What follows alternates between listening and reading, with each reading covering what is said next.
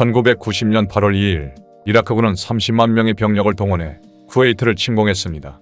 이에 대해 다국적군은 약 5개월 동안의 전쟁 준비 기간을 마치고 1991년 1월 17일 이날을 기점으로 쿠웨이트를 해방하기 위한 공세작전에 돌입하게 됩니다.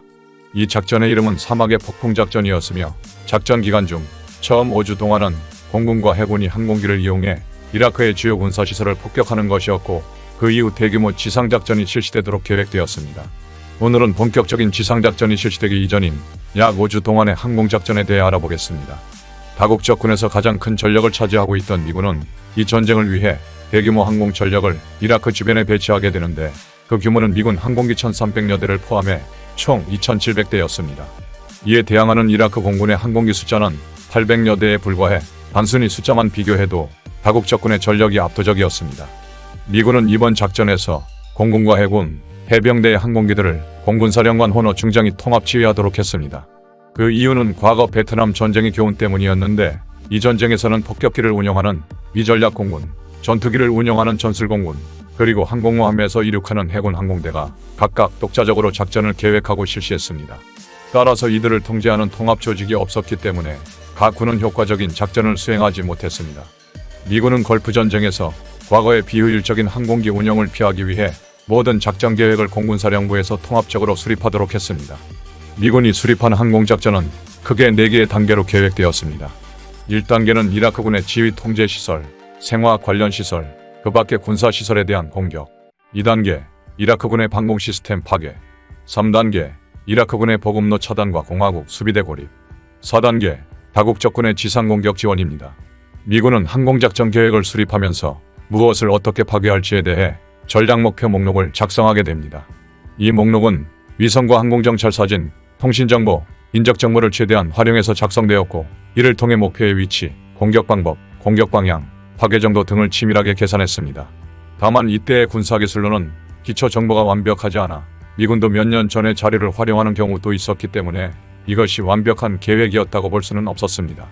미군은 본격적인 작전을 실행하기 전 상당한 기간 동안 다양한 정찰 자산을 통한 정찰활동을 수행했습니다. GPS 위성은 토마호크 미사일과 각종 포병 부대를 위해 목표의 위치를 파악해 주었으며 DSP 위성은 적이 발사한 탄도미사일을 추적해 패트리어 미사일 부대에 정확한 요격 포인트를 송출해 주었습니다.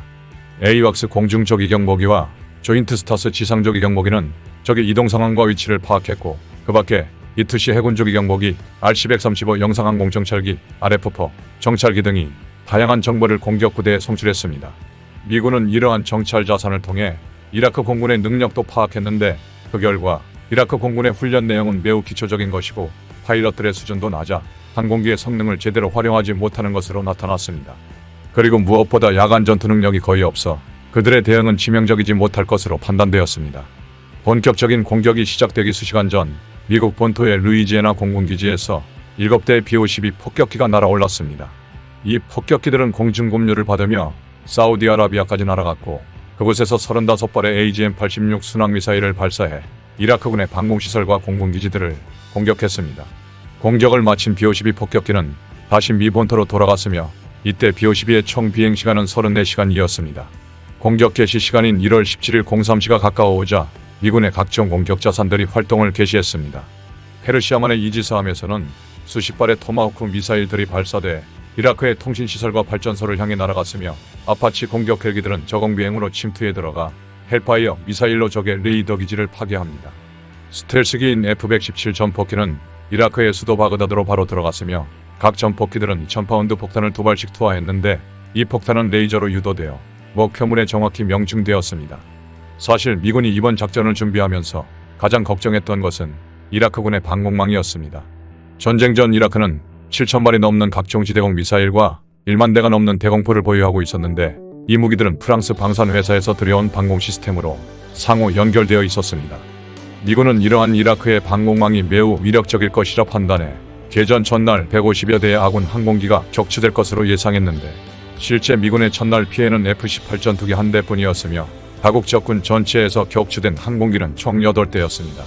사실 이라크군이 구축한 방공 시스템은 이스라엘이나 이란에서 공격해오는 약 40여 대 정도의 항공기에 대응하기 위한 것이었는데 미군은 개전 첫날 약 700대의 항공기를 일시에 투입해 이라크군의 방공망을 무력화시켰던 것입니다. 미군은 이라크의 방공망을 무력화시키기 위해 기만 미사일인 ADM-141을 100발 이상 발사했는데 이 미사일은 전파 증폭 장치가 장착되어 있어 레이더에 반사되면 실제 크기보다 더 크게 보이는 효과가 있었습니다. 이라크 방공부대는 기만 미사일을 미군의 항공기로 오인하고 다수의 지대공 미사일을 소모했고, 이렇게 드러난 그들의 위치는 미군이 발사 안대 레이더 미사일인 AGM-88함에 모두 파괴되었습니다. 전쟁이 개시되자 이라크군은 이스라엘을 향해 스커드 미사일을 발사했는데, 사실 미군은 이라크군이 보유한 스커드 미사일의 존재를 미리 알고 있었고 이것들에 대한 공격 계획도 미리 수립해 놓고 있었습니다.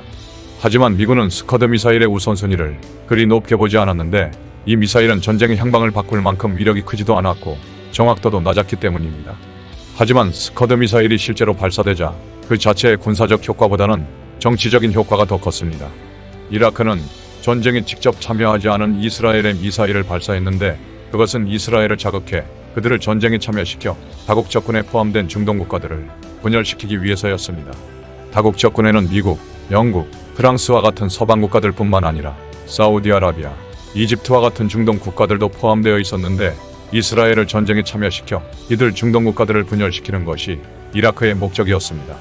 실제로 이스라엘은 이라크의 공격을 심각하게 받아들였으며 항공기를 동원해 전쟁에 참여하겠다고 미국에 통보했습니다. 하지만 다국 적군을 분열시킬 수 없었던 미국은 이스라엘의 참전을 적극적으로 말렸고, 이스라엘의 분노를 잠재시키기 위해 스커드 미사일에 대한 공격을 최우선 순위에 놓게 됩니다. 다국 적군의 항공기들이 이라크군의 통신시설, 생화학무기시설, 공군기지 등을 공격하자 이라크 공군도 요격기를 보내 대응에 나섰습니다. 하지만 그들의 위치는 조기 경보기에 의해 미리 파악되고 있었으며 F-15 전투기에서 발사한 공대공 미사일에 상당수 격추되었습니다. Bandit. Stinger 2-0, confirm bandit. That's a farm, bandit.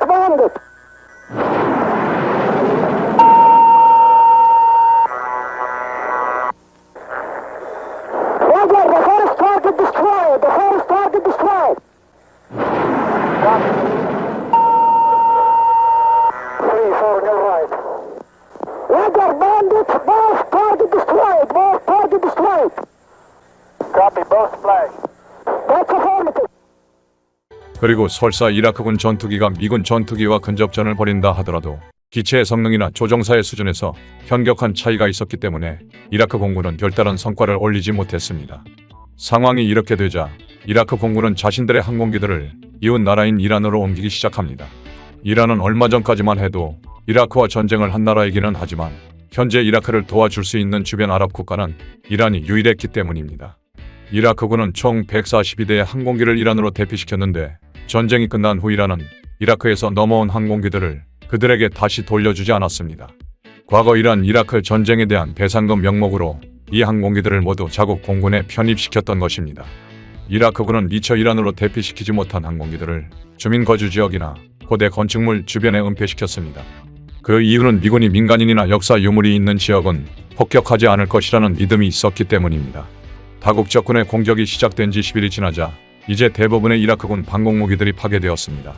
이제 다국 적군은 기존에 실시하던 고고도 공격에서 이제는 적어도 공격을 실시할 수 있게 되었고, 이에 따라 보다 정밀한 공격이 가능하게 되었습니다. 그들은 이라크군의 보급을 차단하기 위해 교량과 철교를 폭격했으며 공화국 수비대에 대한 직접적인 공격도 실시했습니다.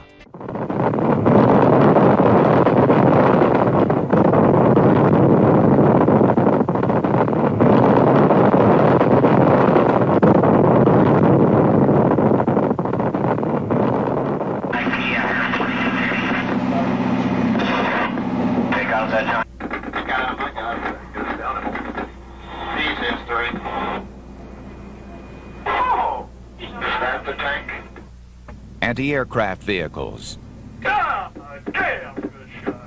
construction equipment, trucks, artillery. 공화국 수비대의 전차와 장갑차를 파괴하는 데는 F-111 전폭기의 역할이 매우 컸습니다. 적의 선감시 장치를 장착한 이 전폭기는 장갑차에서 나오는 표면 온도를 감지할 수 있었으며, 여기에 GBU-11 레이더 유도 미사일을 발사해 기갑 차량을 정확히 파괴했습니다. A-10 공격기에서 발사하는 AGM-65 매버릴 미사일도 이라크군의 전차를 파괴하는 데 큰 역할을 하였고, 이 때문에 이라크군은 전차나 장갑차 주변에 있으면 생명을 보장할 수 없었기 때문에 평소에는 장갑차에서 100m 이상 떨어진 참호에서 생활해야 했습니다. 다국 적군의 항공작전에 이라크군의 통신망은 거의 파괴되어 지휘부는 더 이상 야부대들을 제대로 지휘할 수 없었습니다. 그리고 도로와 교량이 파괴되어 보급망이 끊어지자 병사들은 갈증과 굶주림에 시달려야 했습니다. 1991년 2월 24일 지상전이 시작되었습니다. 쿠웨이트에 있던 이라크군은 다국 적군의 공격에 급속도로 붕괴되었으며 쿠웨이트에서 이라크로 향하는 고속도로는 보조하는 차량들과 병사들로 가득 차게 되었습니다. 미공군 사령부가 이곳에 대한 공격을 지시하자 각종 항공기들이 날아와 고속도로의 차량들을 공격하기 시작했습니다. 당시 공격에 참여했던 조종사의 말에 따르면 차량들이 느린 속도로 이동하고 있었기 때문에 공격은 마치 훈련을 하는 것과 같았다. 공격이 끝나고 난 후 기분이 별로 좋지 않았다 라고 말했습니다. 지상전이 실시되고 전쟁이 곧 끝날 것처럼 보이자 몇몇 공군 조종사들은 조급함을 느끼기도 했습니다. 이 당시 511전 투비행대대에 속해 있던 A-10 공격기의 조종사는 우리는 많은 무장을 장착하고 지상부대가 근접 지원 요청을 해주기만을 기다렸다. 하지만 지상부대도 적과 조우하는 경우가 드물었기 때문에 근접 지원 요청은 거의 없었으며 우리는 무기를 사용해 보지도 못하고 그냥 기지로 복귀해야 했다. 이런 경우가 반복되자 전쟁에 제대로 참여하지 못하고 본국에 돌아가야 할 것 같아 불안한 마음이 들었다 라고 말했습니다. 지상전이 실시되고 100시간 후 전쟁은 끝나게 됩니다. 걸프 전쟁에서 이라크군은 전사자 10만 명, 포로 17만 명, 항공기 130대, 전차 300대, 장갑차 1800대, 야포 2000문을 상실했으며 이 중 상당수는 다국 적군의 항공작전으로 발생한 피해였습니다. 전쟁이 끝난 후 한미군 장군은 다음과 같이 진술했습니다. 우리의 전력은 압도적이었다. 사막의 폭풍작전에서 실시한 수많은 임무들은 사실 우리가 가진 항공력의 절반으로도 충분히 할 수 있었다.